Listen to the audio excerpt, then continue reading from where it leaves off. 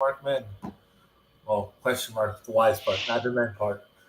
Season 2, episode 2 about perseverance, which is not perspiration or precipitation Our perception. or perception or other words that I can't spell. Um, I am Captain J. This is Mitchell Wiseman and Hello. Mr. Jared over there with Coon Hunters Outdoor Ministries. Isaiah 53:5 KJV. That's right. It's a long, That's right. a long name. I like Jared. It's easier. But, I'm gonna I'm gonna start with my joke. I'll wait till later. Um, so yeah, this is season 2, episode 2. I lost track of the episodes before what number we were on, so it's just easier to start over. But keep going is what that was. Just stopping, just keep going, just change the numbers. It's weird. Yeah, I got a bad problem. Like I'm on, I didn't like realize on my. I wasn't paying attention at all. By the way, we are live here. Mitchell Yeah, Wise, that's like, that we are live. We are live. man, you slipping.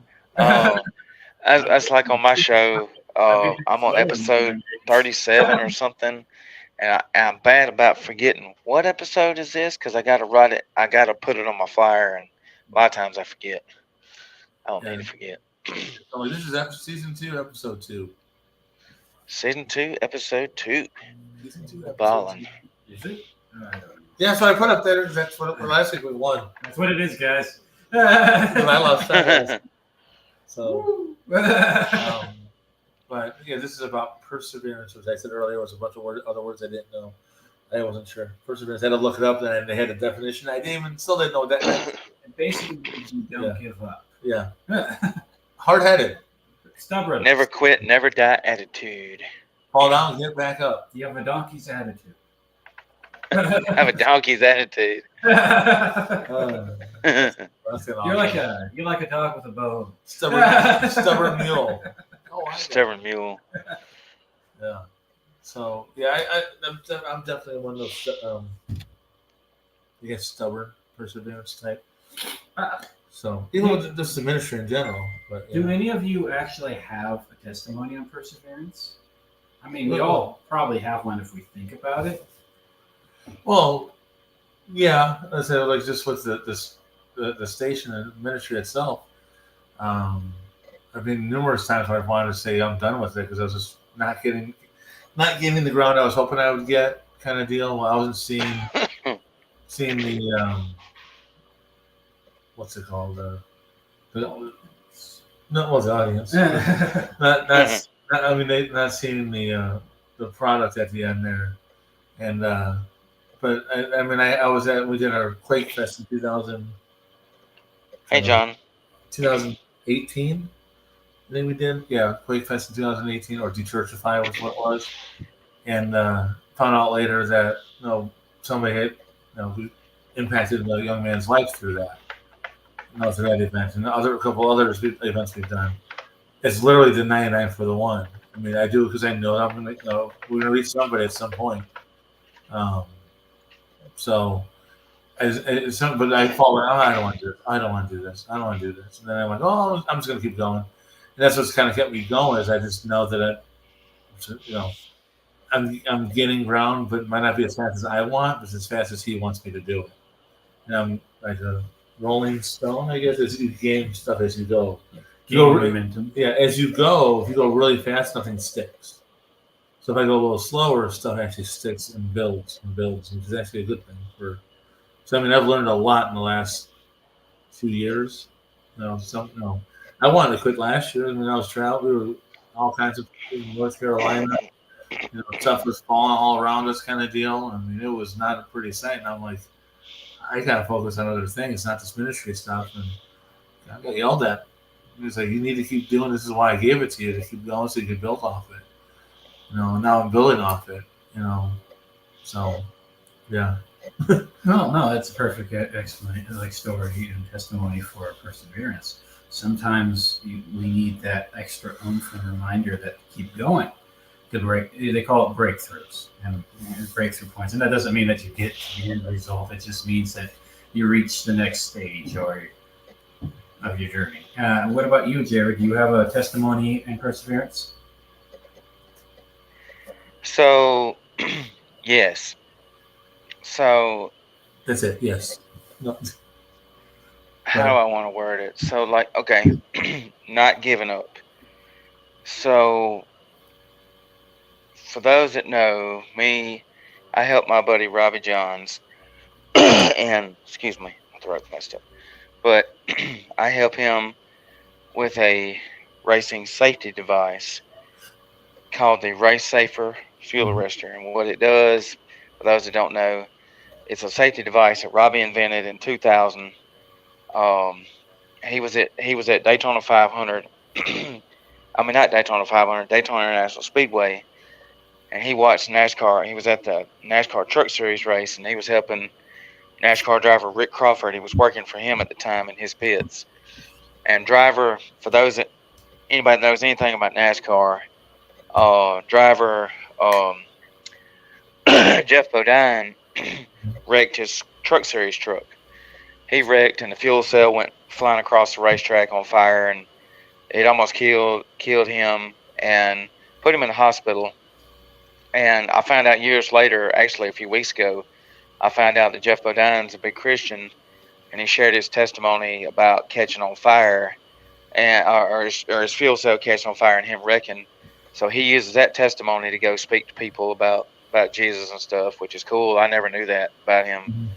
And anyways, so Robbie had this idea.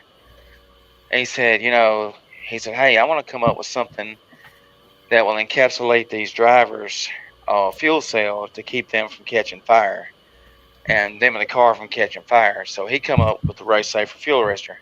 Then he come up with a name of it about 2 years ago when he met me. 2 years ago when he got me to help him. I've known him about 4 or 5 years now. And so he come up with this name. And of course we have 2 Bible verses we use for, hi Alyssa. And so we got 2 Bible verses we use for our product because he's a Christian, I'm a Christian. And so as far as perseverance goes, like he's been pushing this since 2000, 25 years or however long it's been. He's been pushing it. And and I'm sure there's been many times where he's wanted to give up, but he didn't give up. He's got me in the picture now, and I work with him. I'm the main salesman, so I work with him trying to push it and promote it. And then we got invited to so we got a guy that I met named Brian Littleton's the guy's name, and he runs a chassis school called Race Logic Chassis Schools. And if there's somebody watching that don't know anything about race cars, so what a chassis is just the frame and the shell of a race car, like all your steel and all your tubes and all that. That's what a chassis is, just a bare chassis. And so he runs this school. He's been doing it 30 something years, where he teaches different. Each school is different. Like drivers, they'll pay so much money to go to this school wherever they have the class at. They do it in different states sometimes, and they'll go where they have the class at, and then they'll have the instructors that teach it, and then Brian's there, and then they teach about 1 week it'd be shocks, 1 week it'd be this, that. Well, the other day, my friend Chris Rogers tagged me in a post, and it was about safety, and it was in the group that Brian's got for the chassis school. And so I seen it, and it was a post Brian made about looking for safety. I was like, wow, okay. And so I contacted him, and then I ended up calling him. He gave me his number. I called him. We talked for over an hour, and he's looking for what they're going to do at the next chassis school they're doing. They're going to do it in NASCAR's backyard over there in somewhere near Mooresville, North Carolina, somewhere. And thankfully, that area is where Robbie used to live at. He used to race there. So anyways, so Brian said, hey, how would y'all like, because I've been praying for a while for changes for us, and I'd love to eventually get it to where it's full time. And so when he reached out to me, he said, hey, after talking a while, he said, I would love for y'all to come up. He's like, we're getting the who's who of names. He started listing all these brand names of like chassis builders and safety people that's going to be there and safety companies. Then he said, I'm also going to get these builders that build anywhere from 10 to 30 cars there a year. And so then he asked me, he said, how would y'all like to come up and teach a class on safety? I was like, okay. And so what he told me, he said, nobody's ever done this before in the sport of racing. Nobody's ever done a school where they got all these industry people in there that build this, build that, whatever it is, from fire suits to helmets to whatever in racing, the safety wise. He's like, nobody's ever done this before, but he said, I'm going to do this. And so it's going to be in January sometime, but he wants us to come up and teach a class, and we'll teach on fuel safety and teach about our product. And so he said, but one thing I'm going to tell you, he said, I don't want any of these brands that's going to be there, any of these companies that's there to be selling their products. He said, if your product's good enough, then somebody will buy it from you. And I was like, okay, I'm fine with that. That's okay with me. And then he was telling me about a big expo they're doing that weekend, a big racing expo, where they have like all the latest of products and all the latest fire suits, racing apparel, whatever. They'll have booths there and they'll advertise their brand. And he's like, I don't know if y'all can afford it or not, but I'd love for y'all to go ahead and just stay the weekend and come to the trade show up there. I'm like, okay, that's fine. And I told him, I said, go ahead and sign us up. So going back to perseverance, so, even though Robbie's been doing this for a long time, 25 years or so, like if he would have gave up a long time ago, we wouldn't be to the point we're at now. Now we've got a website that I built. Now we've got a few sold out there. And then we got a guy that's actually got one of these on his car that he's racing with it, and he's promoting it for us and doing pretty good at it. And, if he would have gave up all these years ago and said, it's not going nowhere, nobody's buying it, nobody's doing this, nobody takes me serious, and I understand he's went through a lot of that because I hear all kind of stories and stuff. But if he would have actually ever gave up after all these years, where would we be at?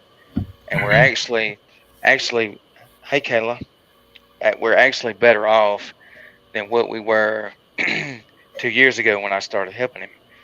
So we're in a step in the right direction, and that was a blessing from God that my friend Chris tagged me in that post. Because if he hadn't tagged me in that post, it wouldn't have got the ball rolling. Because I've been praying for quite a while now. I've been praying for changes to help us. But I'd love to get it to where one day it's a full-time job. And so if he hadn't tagged me in that, because he told me I told him thank you. I reached out to him. I said, man, thank you for that. He said, yeah. He said, I know how you've been working with this, and I figured this was right up your alley when I seen that post. And so if we like, I know there's a lot of negativity out there. There's a lot of stuff that happens that would maybe make us quit, want us to give up on something. But if you fully trust that God knows what he's doing, and you pray about it, you give it to him and don't give up, eventually it's going to happen if you just keep praying about it. And not only just praying that it happens, but pray that God gives you the steps and the equipment and tools to do it with. Because like Chris tagging me in that post the other day was just one step of many, in my opinion, because it's like the stars are aligning, because God sees and knows all, so he knows what he's doing. So you don't give up. You got to keep persevering, and eventually it's going to happen. But you can't give up every time something bad happens. Oh, well, this ain't happening. People think it's a joke, or people ain't doing this and that, and you just, regardless of what happens, you don't need to lose hope. You don't need to give up, because if God can create the earth in 7 days, surely he can take our little minuscule problems that are big to us and fix it and do what he's going to do. But we just don't need to give up. Keep going and persevere.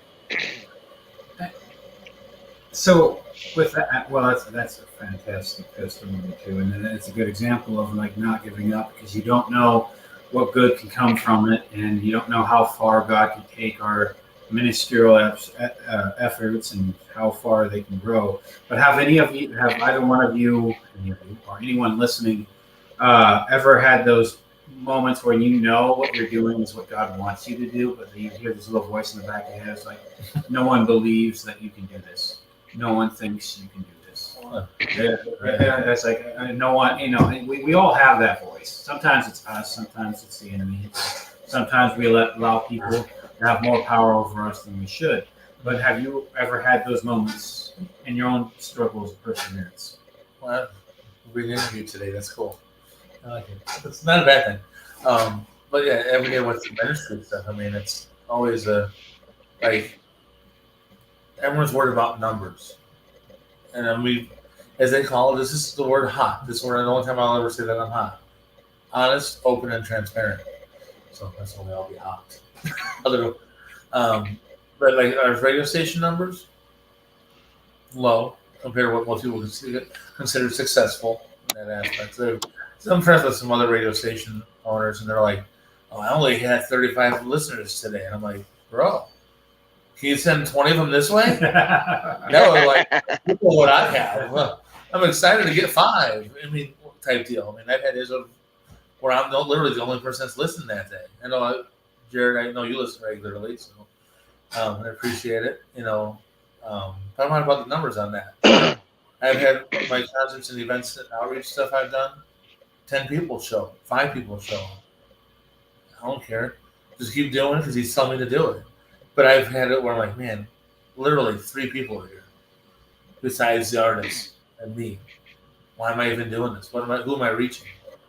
And I'm like, well, he says keep doing this. I'm going to keep doing it because that's what I'm supposed to do. I mean, I was told to do this in 2016. 2 years after getting saved. I'm like, I have no idea what I'm doing. It's a year and a half after getting saved. I have no idea what I'm doing. Not a clue. That's okay. I learned later he will qualify the called and not called the qualified.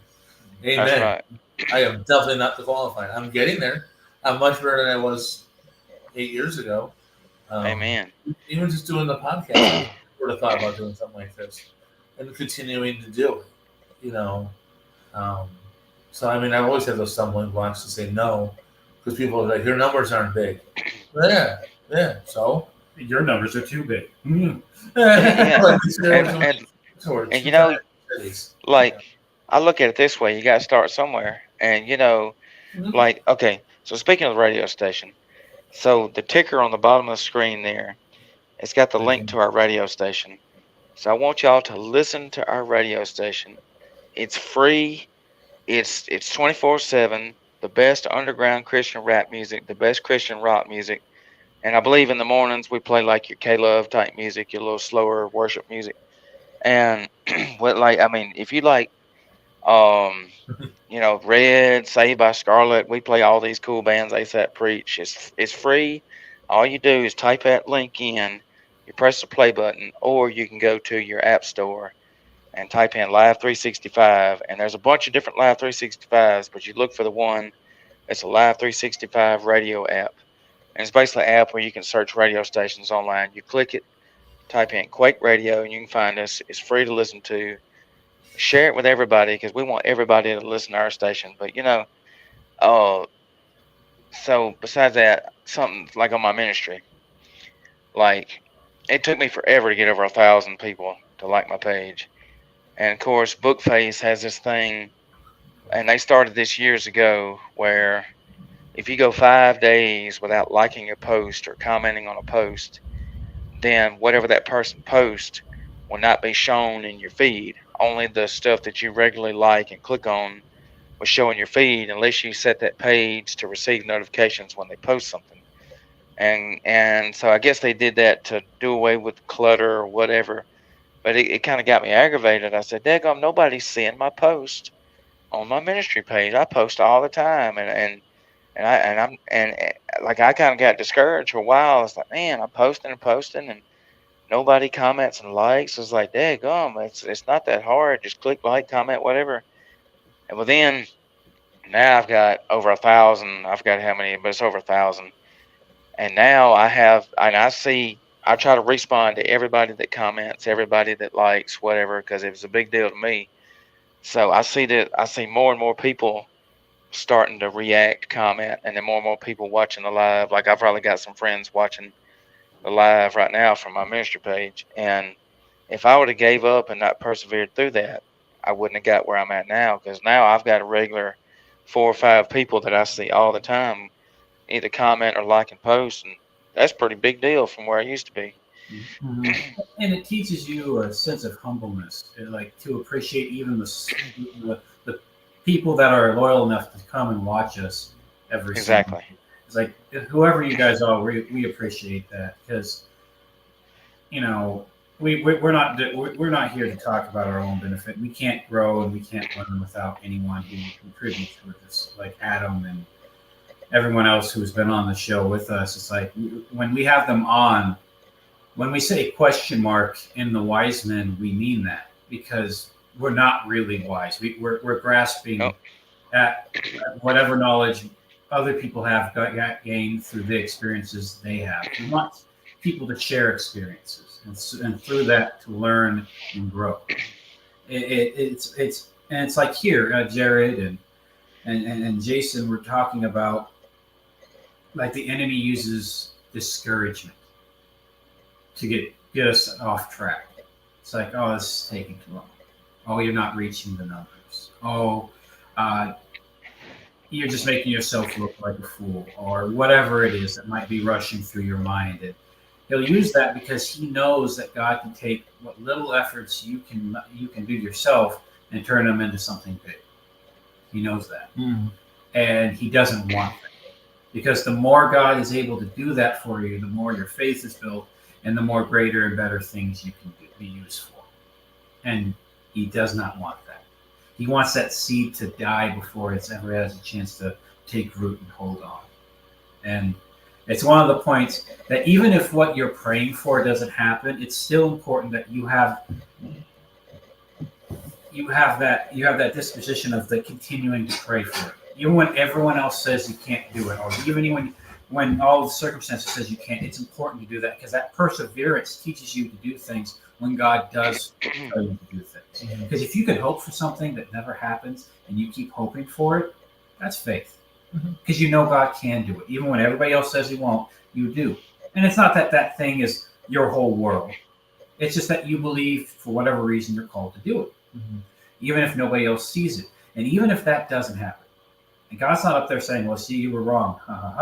He's up there like he's going to take that perseverance you had for that thing and use it for another thing. That's been my experience. It's like, oh, you were so persevering. You were persevering for that thing that you thought was going to happen. I'll do it for something that I will make happen.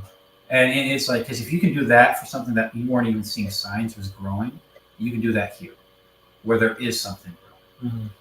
And the same way with all of us, at the same time, nothing goes to waste. No effort, no prayer, nothing. It doesn't matter if what you prayed for doesn't happen. It doesn't matter, because you still build something with God. You still build that bridge there. It's like, I know my God can do it. He's done this before. I know my God is able to take what small efforts I have and turn it into something great. He did that with you, Jason. He did that with you, Jared. Mix the names up. I'm sorry. We'll make you Jitchel. Jitchel. Everyone's confused. But yeah, it might. I'm always confused. I was dropped on my head way too many times as a child. My mom's like, this guy, he's got perseverance. He just gets up and keeps running. He just keeps going. He just doesn't understand. Starts running. Yeah, it's like, in my experience, I don't have a whole lot of perseverance, if I can be honest. I'm like that leaf blowing in the wind. It's like, ooh, that's shiny. I'm going to go over there. Nope, I'm going to go over there. That is me to a T. When the Bible speaks of that, that's me. And God's like, he's like, he has ADD, and I didn't give him that. Perseverance is. It's stubbornness, and sometimes it's a good thing and a bad thing. And it is, but at the same time, it's taught me that sometimes the people in my own life, the people who mean well, the people who love me, will oftentimes be those voices that the enemy uses to mislead me. Because they mean well, and I want to listen to them. I want to listen to my mom. I want to listen to my dad. Why wouldn't I? They're my mom, my dad. I can trust them. They've experienced this stuff. They know me better than I probably know myself. But I also forget in those times that they're people and they're flawed. And so, and that I'm trusting someone that's bigger than myself. Persevering, and God's taught me that to persevere sometimes it means to believe in something that other people can't see. Maybe you don't even see. Maybe you don't even have a reason why, but you just know this is what you're called to do. You're supposed to. And it's like that takes a lot of strength out of me. It does. It's like sometimes I want to be a cop, but there are people who say you don't have the personality. There are people who say that you don't have the talent, or I can't see you doing that. And they don't mean bad things by it. They mean well. They do. These are people who have loved me. These are people who respect me. These are people who appreciate me. But at the same time, this is a dream in my heart. And this is not just like me saying, oh, it's my heart. I mean, this is something that's there. It's in there. And it's what I know I'm called to do. And so I like what John says. Says no matter what, if it doesn't happen, it wasn't meant to be. He must know it would never work out, and he will make things happen that will work for you. Just keep praying and believing in him, and in the end, everything will work out better. Man, that is preaching right there. Because man, thank you, John. Because look, there's been like so many things that you're praying that happens, and it doesn't happen, and you say, wow, why didn't that happen? So, well, because I think I'd be good at that. I'm qualified at that, whatever. And then and then God and the whole time God's like, just calm down there, Issy. Trust me. He said, I know what I'm doing. I'm not stupid. He's like, you need to trust in me because I saw something that was going to hurt you, and I blocked that. Mm-hmm. And so instead of you getting that, I've got something way better for you. And so I'm going to go ahead and say this. I don't know how I need to say this. I don't know how I need to say this without. So, okay. So everybody knows recently, and I hadn't made this public except for people that I've talked to personally. But everybody knows recently that I applied for a new job at the company I work for, and they had a parts counter position open up, and so long story short, I thought that the interview did super awesome, did great. I thought the interview went flawless, phenomenal, all glory to God, but then I didn't get the position. They hired somebody else. And so the way I look at it is, I said, well, I was kind of aggravated at first, but then I was like, well, you know what? He did say that he may end up hiring 2 people. Who knows? 1 right now, maybe 2. And so, but if it don't work out, I'm not going to be mad because I've learned that, like we was just talking about, that God's got something better for you. You just got to trust him. So instead of me doing like I was doing, fretting and worrying about it, and just know that it's on his time and not ours, and we need to quit trying to do things ourselves when we can let him do it. Mm-hmm. Quit trying to put the horse before the cart, so to speak. It's kind of like what I say. It's like, do what you can do, and let God do the rest. Yes. We're limited in what we can do, and we I like this saying. The past, we can't do anything about the past, and the future hasn't happened. When you're afraid, you're worried over something that doesn't even exist yet, and when you're sad over something that you can't do anything about. So it's like a saying, live now. Now you can do something. Now you can live for today. That's all you've got. This second, this moment. So live for now. That doesn't mean that you be selfish in those moments. No, but it just means get your mind on what you can do, and you start to realize I can't do much, but God can take what little you can do and turn it into something big. Mm-hmm. Amen. Like I was saying, it's like I dream of being a cop, but it isn't to be a hero. It isn't for power, or it isn't to be some macho man. It's because I believe that we need godly cops. We do, and it's not I because we agree. don't have them. We have them.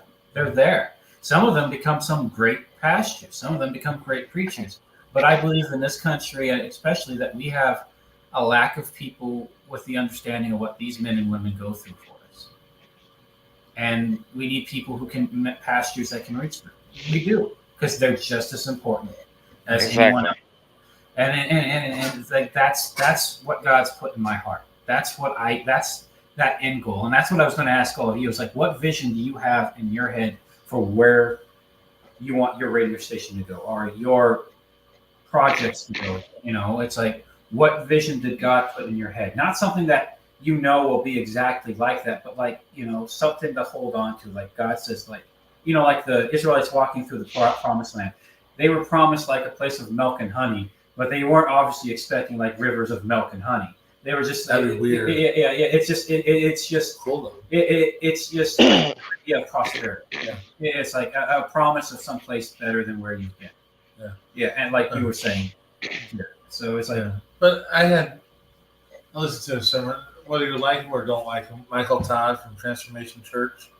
Some people say he's prosperity preacher. Some people don't like him because of blah blah blah blah blah. I don't care. But he goes, one of the sermons he had, I think it was not this Sunday, but the previous Sunday. He goes, some of you are griping about stuff, and it's stuff that you prayed for. You prayed for this apartment, this house, this extra square footage. You prayed for this stuff. Now you have it. Now you're upset about it. Or you prayed for these things. Now you have it. Some of the stuff you prayed for, you get. Because if you pray for it, he'll ask not. He will. No, you ask and he'll give it to you. So, I don't know where I was going. But my brain went to. I heard the train squeal. And my brain You had a went. brain fart. come back, train, come back. Off the rail. Fetch, Fido. What was the question again? Okay, so basically, it's like, what's the end goal you see for your radio End station? goal. Yeah. That was it. Not your goal, but the goal he's Yeah. put in your heart. Oddly enough, was this is a part of it was city to city. Sometimes we have a hard time interpreting what that means. Like I was to go from city to city, and Adam. Hey, Adam. Hi, Adam. There's my And- homie right there. That's my homie G right there. And then we're gonna go from city to city. And now, like, we did a really big thing in Galesburg, setting up a good foundation in that town. Now we're in Burlington, Iowa, and we're building a foundation here. So I know that we're going to go. What I've kind of shown was city to city, set roots there, go to another city. So I'm going to be here for about 3 or 4 years.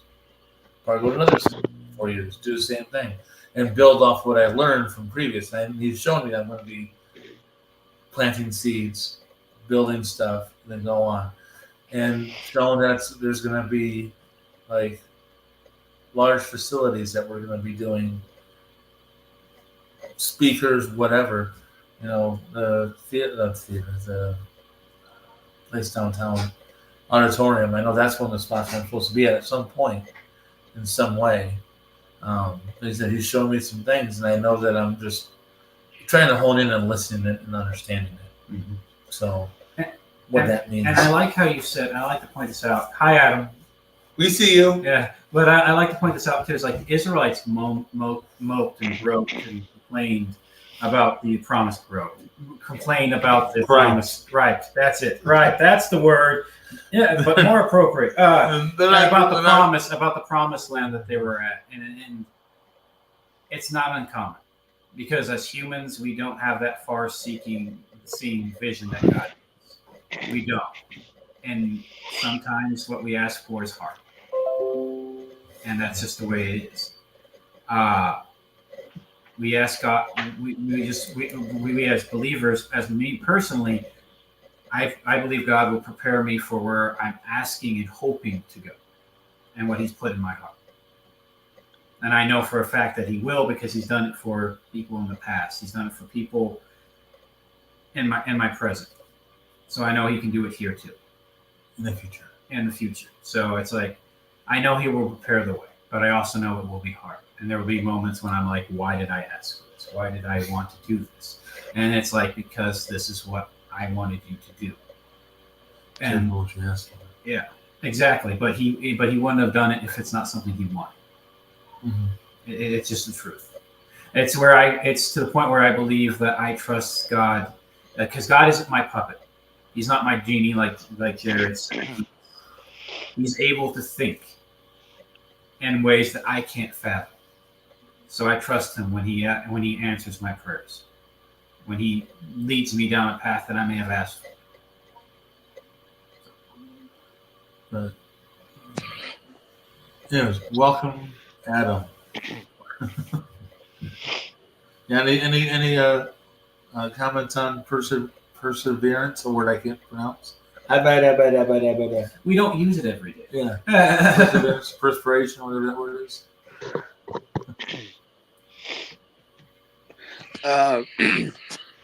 I just persevered through this anxiety I've had for the last couple hours. No, that's why I haven't joined till now. I just I got off work this evening and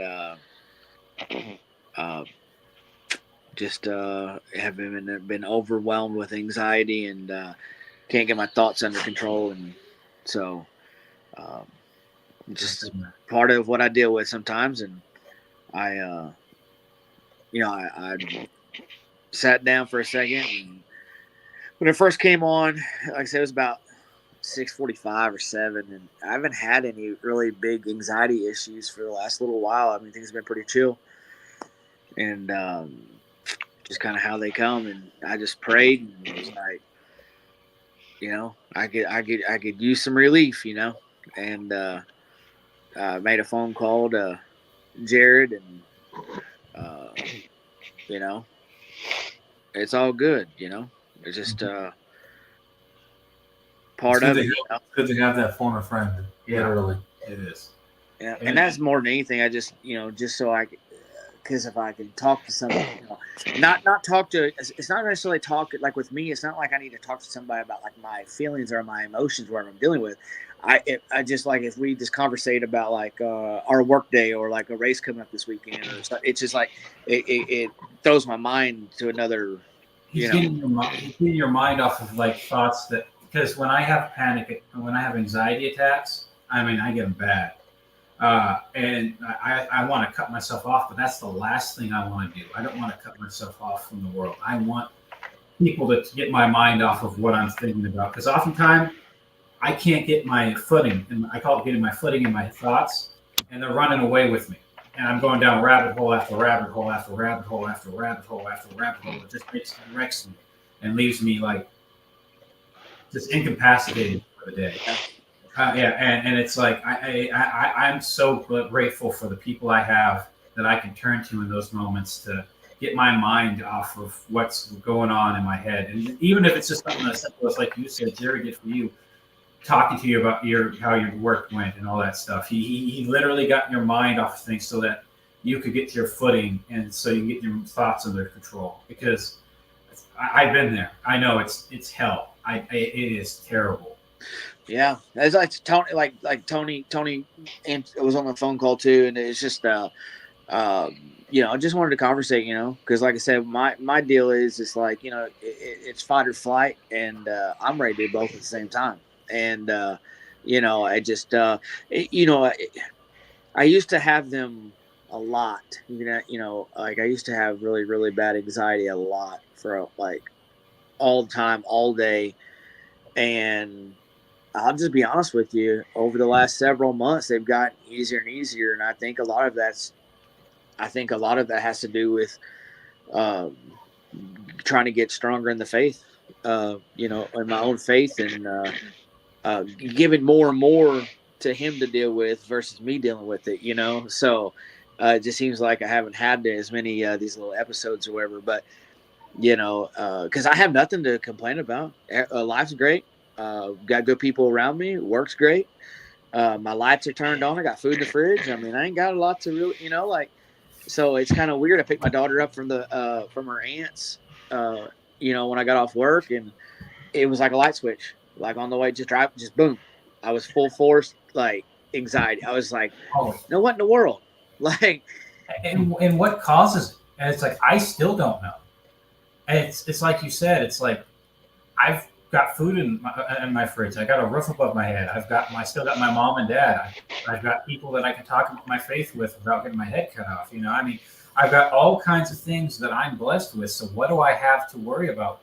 And when I think about the thoughts that I have, I went to a therapist that actually told me it's like they're just runaway thoughts. They're intrusive thoughts, basically.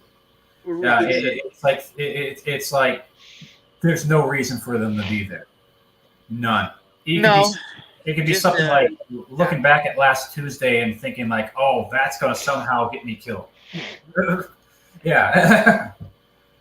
It's like some rabbit hole like that. I think it's also a little bit of the way the devil can kind of work too. Like it's Yes. the way that like Right. he can kind of, if he can find, if he sees you kind of down and out, maybe you go do something you typically wouldn't. You know what I mean? Like, for instance, go to the bar or something. Haven't been to the bar in 6 years, but hey, you never know, buddy. You might go today. So he kind of like tries to creep, which I don't like. Like I'm saying, other people might deal with that. You know what I'm saying? So I think it's like just different avenues of the way he can try to disrupt your life, because he's always there. Trying to do something. But like I said, I just driving down the road, I said a prayer in my head, and then I got home, and about 30 minutes later, I was downstairs, moving some things around and stuff, putting a shelf together, and my mind was just going 100 miles an hour. My chest was real heavy, and I was just like, gosh dang, man, like come on, get it together, and it just wouldn't let up. And so I called Jared, and everything's been pretty chill. But it just kind of just gives you a funky fog feeling, or at least mine do. And that's why I didn't jump on until late or until now. Remember when I was listening? Like I said, I do a lot. So Yeah, that's cool. I just, but yeah, I know the topic was perseverance and it just like. But you're the perfect example of perseverance because, like I said, I know what anxiety attacks are like. And you need perseverance to get through it because it doesn't help you just to curl up into a ball because you can't escape your thoughts. No. I It just sucks. It just sucks because I had like a lot like I wanted to talk about, and then you can always bring this subject up again if you want. Yeah, to. for sure. For Yeah, sure. there's no problem with that. We have part two. Yeah. That's For like sure. I just appreciate y'all, and you guys are always, always been cool and understanding and stuff. And that's why I was like, I felt like I was letting you guys kind of down a little bit. And I was hard on myself earlier, and I was like, dang, I would like to join, but it's like it just debilitates like just everything with my thoughts. And I was like, I'm not good for communicating right now, so I'll just watch. I always talk about perseverance, just in general, just doing these podcasts, and we've come in as we've done these. I mean, you know how hard it was for prior to this, Jared knows Orlando, to even get me to be able to do this, at all, a video thing. I'm like, there is no way I'm doing this. I'm like, I don't talk in front of people. I don't talk on the camera. I don't talk any of that stuff. And I'm like, I'm just gonna do it. Just keep pushing through with the whole. I forget about that aspect of it. Like I said, just things that I'm not going on. The people are gonna see me. They're gonna know whatever. And I was like, yeah, let's go keep doing this. I'm supposed to do this. I got to do this. And I'm gonna go do it. Not like in a negative way. Just I need to show up. I just need to show up because I can't expect somebody else to do it if I'm not doing it myself. So I just show up. That's right. But it took a while to get there. People were like, "Oh, you're here." Yeah, I'm here. You didn't see the post I had earlier today from where Jesus is. I'm walking with Jesus, and he's like, "You see, I'm carrying you." Yeah, but you see that long trench? That's where I dragged you. I mean, that concept is like it wasn't just I got here. I mean, it was a long struggle to get to where I could go on here and not even really think about it. I'm like, okay, I'm gonna make it work, and I'm gonna do it because I have to do it. And I know I had kind of looked forward to doing it, but I understand completely. I was like, Well, we had. I was one time when I was in, we had 7 in here, and then we had 9 and then we've held like 4 or 5. Like once I pop in, of course, it doesn't show me the views, but I think the minimum was 4, but we got up to 9 for a minute, and then 7, and then 6, and then back to 8. So I can tell you, regardless if there's one person or if there's 9 people, man, you guys are helping people because I mean, you've helped me. I mean, Teresa's been in here. You know, Hi, Kayla's Teresa. been in here. There's other people who've been through here. Maybe they're not here every week, but at some point or other, they've been through here, and you guys have helped them. So you know, so I know how tough it is, and sometimes to get the momentum to do it. And John, and John, I'm so used to John being here. So, but it's like you guys. I don't think you guys really fully grasp, like, you know. I like that. I like that verse you posted. Consider it pure joy, my brothers and sisters, whenever you face trials of many kinds, because you know that the testing of your faith produces perseverance. James 1:2-3. That's awesome. I like that. Yeah. That's cool. I like that. Well, I'll tell you something. I can tell a story about somebody else having perseverance. And it's not like but a 2-second story. But Tony, the other day, we did a little Bible study thing. We read Titus, and you know, Tony is very open about. He doesn't like speaking in front of people. He doesn't pronounce words very well. It's like reading isn't his strong suit, and it just so happened he got the 2 verses that were the most difficult to read, and he knocked it out of the park. Like he just kept pushing through, and it was a great. I mean, I couldn't have been more happy for him that he faced that fear, and you know, the story was awesome of Titus too. So that was just the other day. So I know Tony was in here earlier, but I told him earlier on the phone privately. But I want to tell him again that's awesome, and I'm super proud of him that he faced that, and because he didn't want to. And that was a big deal that he did that. It was a huge deal. And some people might be like, oh, that's just goofy, man. Reading a paragraph. Come on, man. You don't, I mean, you know. Yeah, some people that ain't easy. It's like the most fearful thing anyway. Yeah.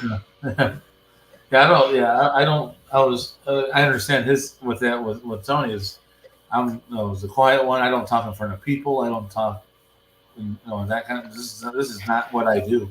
If you would have told me 5 years ago that I'd be sitting here doing this kind of thing, I would not a chance. So I don't like this kind of thing. But back to the perseverance, or like doing what I say about the numbers, like you said, Adam, we're reaching people. A couple might be 2 or 3 people here and there, but that's fine. I just do what we're doing because I was told to do that. We're doing this show because we're reaching folks. I mean, we'll reach you, Adam, which is good enough for me. But then when we encourage you, you encourage your daughter. And then there's Teresa. No, I mean, and that's the domino effect that I look at. Hi, Teresa. And that sounds. Some people say that's arrogant, probably because we touch one person with it. But there's a domino effect that continues on. I always say if it's one person that can take something from what I've said about like my sobriety and stuff, if one person out of 100 people I get into a live, I've won. The other 99 people can disagree, hate all they want. But if that one person takes something. And it helps them in any way, shape, or form, then I feel like the message is won. So, you know, and you know, continue, and like my friend Jessica, she's been going through a lot lately, and if y'all would keep her in your prayers. Her dad's not doing too good, but y'all pray for my friend Jessica. But she tuned in last week. She was watching, and I've actually got her to tune in to 2 or 3 of our shows here. I was hoping she'd get to watch tonight if she wasn't busy. But she told me she thought it was a big deal that I worked for a Christian radio station. She was floored when I told her that today. And she's like, what? That is so cool. I don't know how you do all this. And I said, well, I just do, I guess. Grace of God's how I do it. But like she was telling me how, she tuned in and was watching, I think it was last week's show, and I'm glad she got tuned in because there's a lot of people that need to hear a message. And I like what John says. Y'all help me every week get through the week. I don't go to get to go to church on Wednesday, so this really helps me out having a brotherhood that we can talk to each other and get through the week. I like that, John. We need to get more men up on this panel. We need to get. We need to. You know, I know there's a couple in here that come in and they'll hang out and stuff, and that's fine. That's awesome. But you need to come up on the panel and really need to make this something and get more men in faith. Get it back to if we got any ladies out there that want to come live with us one night, y'all come live with us. And if you got I want to encourage y'all too. If y'all got a testimony you want to share, that's like I was telling y'all about my friend Emberly earlier. I was sharing with her about watching the show, and I told her, I said, hey, if you ever want to come up and share your testimony here or my show, whatever, we're glad to have you. If anybody's got a testimony, y'all come on up because we'd love to hear from you. I mean, any fresh 2 cents of your opinion or idea of something. I mean, it don't really have to be a long drawn out anything, and I think that's where people kind of get a little bit of I don't want to say the 3-letter word and get reported, but shy, like gun shy. I'll say it. I don't care. Whatever. Yeah. I don't want people, to don't overthink it.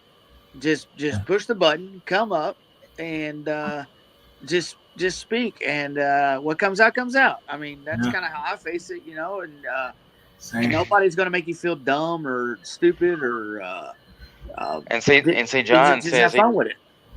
I like what John says there. Never thought in a million years he'd ever go live. Like me gonna scream, but I like talking live, so he's still getting used to it. But hey, one of these days, John will be a superstar.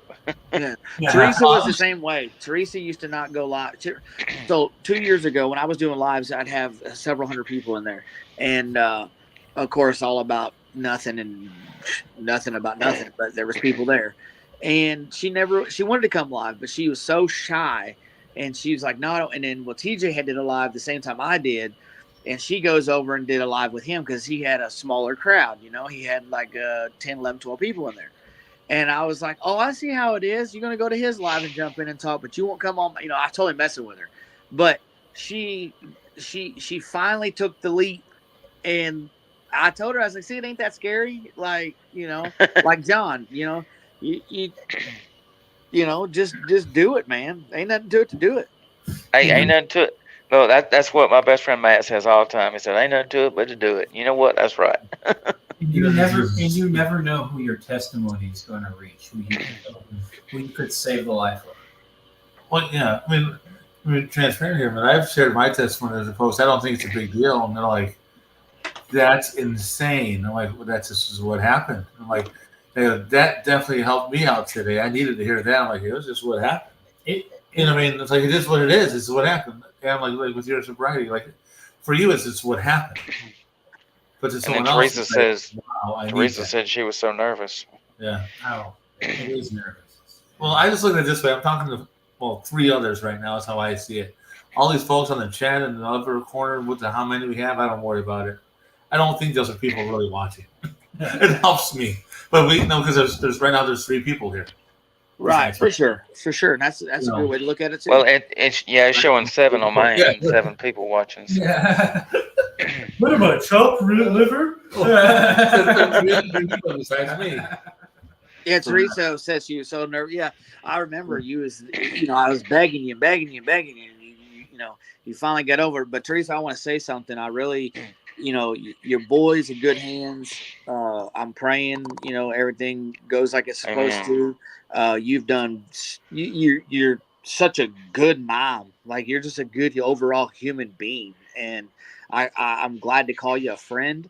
And I know you're worried, nervous for your boy being overseas and stuff. And, but he's good. And like I said, I can't believe how much he's grown up and how older he looked in those photos. And, you did a heck of a job with them kids. So just keep fighting, girl. You got this. Yeah, because her son, Miss Teresa's son's in the Air Force, I believe. He just got deployed to Qatar or whatever country it is. Something like that. Yeah, that's it. Yeah. So he's deployed overseas. So salute to the troops, everybody that saves our butts so we can be on this live and talk. Yep. To all the men and women that serve. And the families. yeah, especially the families that stand by. Go USA. Oh, yeah. USA. Oh, crap. I wish I had a We flag. can't I would. say that out here. How dare we support and love the men and women of this country? How dare us? I thought Jared was going to say go China. Oh, He loves Walmart. Ask him. Yeah. Yeah, Walmart. I hadn't shopped at Walmart in 10 years. That's how much I love Walmart. I love gaslighting him about Walmart. Okay. And on that note, we're on the final minutes here. I'm going to throw in my joke. No, go ahead. Should I do my joke? Yeah, do that. Good. Here's my joke. Why are this may be offensive to people, but it shouldn't be. But, Oh well. If it is, oh well. Why are Orthodox Christians good at running races? Say it again. Why are Orthodox Christians good at running races? I don't know. Because they fast.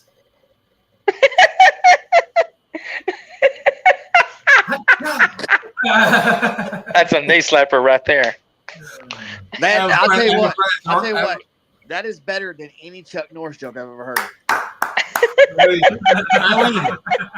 It was a good joke, but no. I have a friend. Don't let him lie to you. I told her the joke, and she's like, "That was good. I like that." It wasn't offensive. She thought it was funny. She's going to tell her husband. That's a win. Orthodox Christian approved. Thank you, Teresa. I appreciate that. Like, it's short, simple, sweet, funny. Dad joke of the day. So I'll go ahead. Yep, Teresa. Teresa, you're good. You're good. It ain't nothing but a little setback, and the comeback's gonna be always greater. You don't know that, girl. yeah. You just keep doing you, man. Keep doing you, girl. I'm telling you. Kick butt and take names. You Keep eyes on Jesus. Yep. So Keep giving it all to him, and I think you got it. Yeah, absolutely. So we're gonna do. We got cut out at 9:30, so that's like 2 minutes. Yep. I gotta get out of here too. So, yeah, so he's gonna do the prayer, and then we're gonna cut out. So we appreciate everybody watching. But Pastor Mitchell. Father in heaven, we just thank you for this time with our brothers and sisters, and we just pray that this message reach and our testimony reaches the right ears and the right people that it's intended for.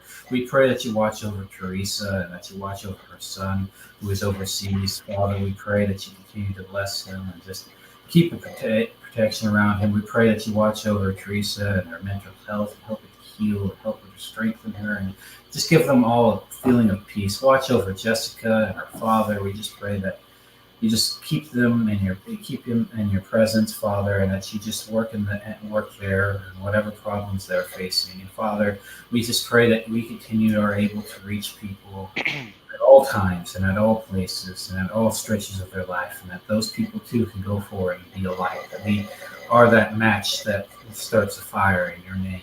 Amen. Thank you again, everybody. We will end the stream and see y'all next week for probably part 2. All right, Yeet. man. Person- Yeet.